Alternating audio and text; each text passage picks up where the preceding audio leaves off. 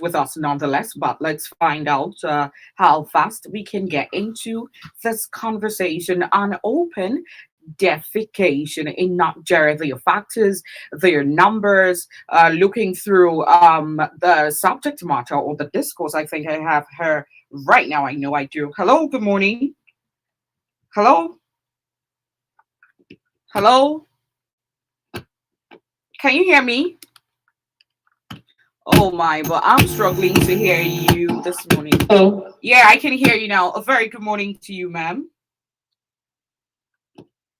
Oh, why are we having this disconnect? Okay, please just hold on. We're trying to rectify something this morning. Can you hear me now?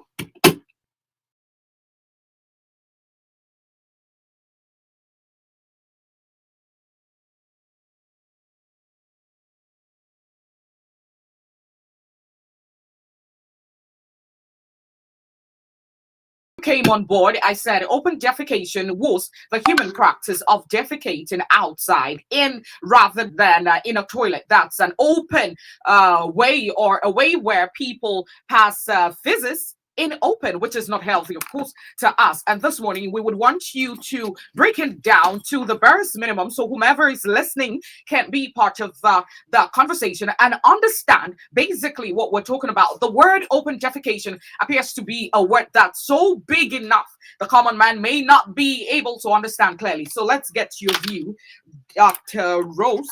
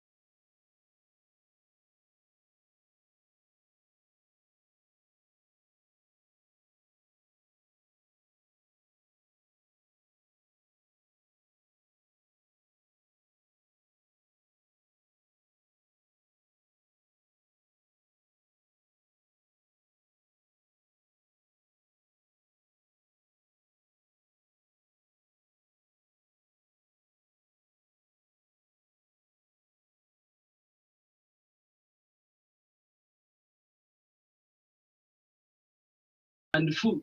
Okay.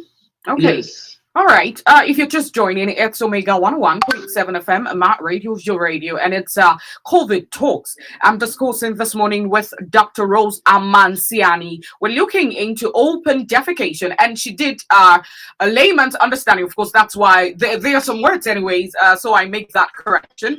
There's a word that's not radio friendly, would rather work with feces. But, anyways, so you know, feces is what you excrete, excreta. That's what we call feces. Now, looking through, in October 2019, Nigeria became the #1 open defecation nation globally, passing India. It is estimated that 50 million Nigerians, or 10 million households, defecate in the open. How Nigeria overtook India is a matter of serious concern. India has a population of 1.353 billion people, and the figures went on and on. But now, moving on to still on the conversation, Dr. Rose, how can open defecation affect human health and environment? Open defecation causes a lot of diseases to human health. And we know that the open defecation is polluting the environment. I say if they defecate in the open, they can find its way into our water bodies. Thereby cause a lot of enteric diseases like diarrhea, as I said before. And I saw, and even people that open mind, like the people that doesn't have train might get beaten by snake. If you defecate maybe in the field. It's a lot of problems. Like you rightly said, in 2018, India became #1 open defecation country, followed by Nigeria. Yes. But because of India, they know that it is not good to hear that a country is #1 people that defend in the open. Doesn't mean that they're the one that have money globally more than every other country. It's because of their bad behavior as regards to proper hygiene, sanitation and hygiene. So they fought to and just move out from that #1. Nigeria become #1. Nigeria was #2. Since 2019, Nigeria has become #1. Since that time, our people refuse to change. I said behavioral change. You have latrine, use the latrine. That is a barrier to call this open defecation. Let there be latrine be in place and in use. And also we maintain have proper hygiene on that latrine to avoid the disease finding its way back into our mouth again. Or you causing a havoc to your neighbor. Because you might have latrine and your neighbor doesn't have. The feces of your neighbor can come back to your house. You can match it from your food. And children, they normally eat on children while they're eating their food normally poor. They can pick back back into their mouth without knowing that the land is contaminated with feces. In fact, feces is causing a lot of problems.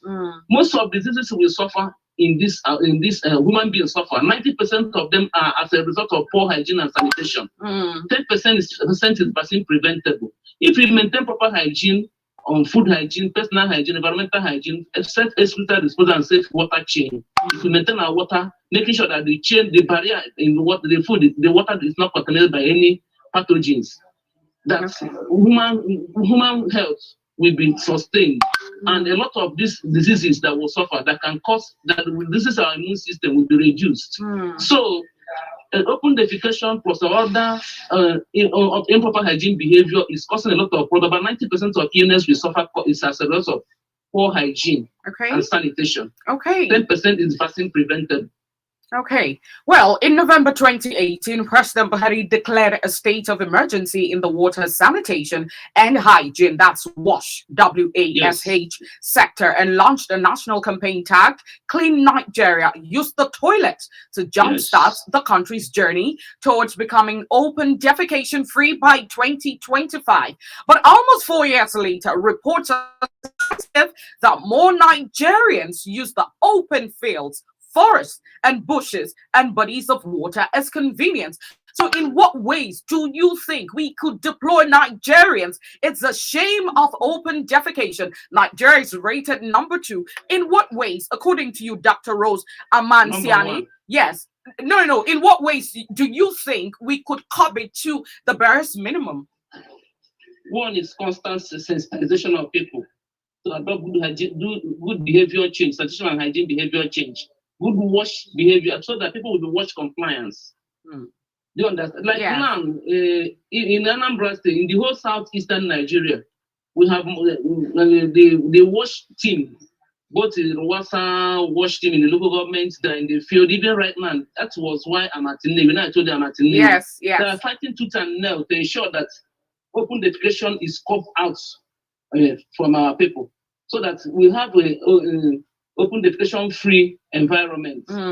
in the whole southeastern Nigeria, so only Anambra East and Agwata has become open defecation free, declared by a National Task Force Group on Sanitation. Good to Right know. now, we are at Nnewi to ensure that this Nnewi is also made open defecation free. But we found that in the field that people refuse to adopt the behavior. When you are telling them, they'll tell you that government should come and control latrine to them and bring money and do all sorts of things, without knowing that the harm, the mayhem of open defecation is very, very much disastrous in the body or in our body, and also affecting our even economic loss, medical bills that people that are might have contaminated by all these pathogens from physics. If you calculate it in a community, people that will tell you they don't have money, see that monthly or yearly medical bills as a result of pathogens from physics, the community can even use it to fix themselves. But because of ignorance, and they don't know that what they're doing is wrong, they will not accept on what you are telling them. So we keep on doing constant sensitization for them to know that this thing they're doing is wrong, for them to adopt a good hygiene behavior, have the toilet, use the toilet, and have good hand washing and sanitation facilities. Okay, thank you very much, Dr. Rose. 0815-1017-777 or 0907-112-1017. It's COVID Talks on Omega 101.7 FM. The phone numbers are open for any question. We have Dr. Rose Amanciani. She's helped us on the subject matter or the discourse this morning on open defecation and its dangers. We'll go on a quick break, take a quick message from our partners, and when we get back, of course, she would go over the effects of open defecation, possibly, the sensitization, the reawakening could sit in your subconscious. So Dr. Rose, stay on the line. We'll go on a quick break. When we get back, you would highlight so everyone understands. But it's good to know Anambra State should be applauded on the measures it's taken thus far. But when we get back, we'll continue on the conversation.